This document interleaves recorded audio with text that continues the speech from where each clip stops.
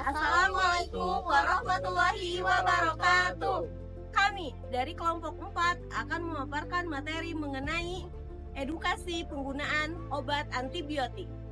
Sebagai salah satu jenis obat umum, antibiotik sebanyak beredar di kalangan masyarakat. Hanya saja penggunaan antibiotika di kalangan umum kuranglah tepat, banyak yang terjadi resistensi antibiotik. Antibiotik merupakan obat yang biasa digunakan untuk membunuh virus dan menyembuhkan infeksi. Penyakit flu, batuk, pilek, dan juga demam tidak selamanya disebabkan oleh bakteri. Jadi, penggunaan antibiotik terhadap indikasi tersebut kuranglah tepat, harus dengan resep dokter atau dengan tes di laboratorium. Jika masalah resistensi akan terus meningkat di tahun nanti selanjutnya, yaitu tahun 2050, maka 10 juta pasien akan meninggal dunia.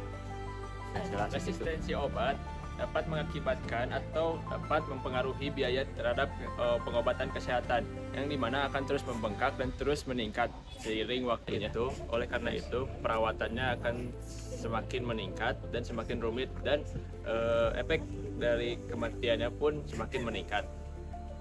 Namun, resistensi obat itu dapat mengakibatkan imunitas yang menurun, yang dimana di dalam tubuh terdapat yaitu seperti mikroflora, dimana sebagai vaksin alami bagi tubuh kita.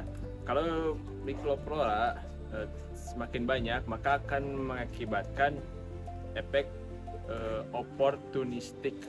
Jadi apabila suatu dosis antibiotik tidak mampu membunuh bakteri, maka bakteri yang ada tetap hidup dan beradaptasi sehingga memiliki kemampuan pertahanan terhadap dosis antibiotik sebelumnya atau terjadinya resistensi.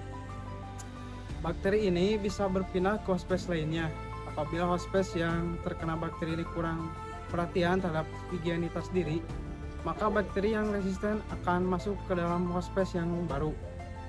Oleh karena itu, si hospes baru ini juga memiliki kesamaan perilaku dengan hospes sebelumnya, maka akan terbentuk suatu resistensi berupa berulang-ulang.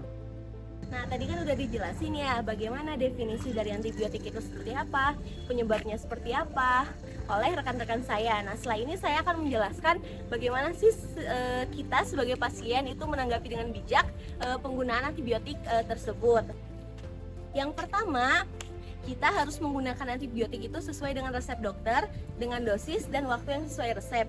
Nah, yang kedua, kita itu tidak boleh membeli obat antibiotik itu dengan resep yang sebelumnya, karena akan berakibatkan fatal, dimana akan membuat kuman itu lebih kebal di dalam tubuh kita.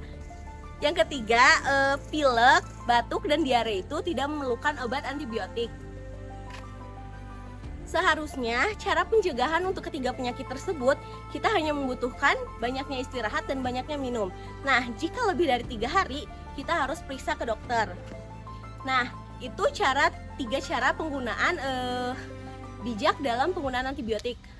Jika kita salah dalam penggunaan antibiotik, itu akan membuat si kuman itu lebih kebal di dalam tubuh kita dan nantinya membuat penyakit itu lebih lama bertahan di tubuh. Pemaparan materi dari kelompok 4. Wabillahi taufiq wal hidayah. Wassalamualaikum warahmatullahi wabarakatuh.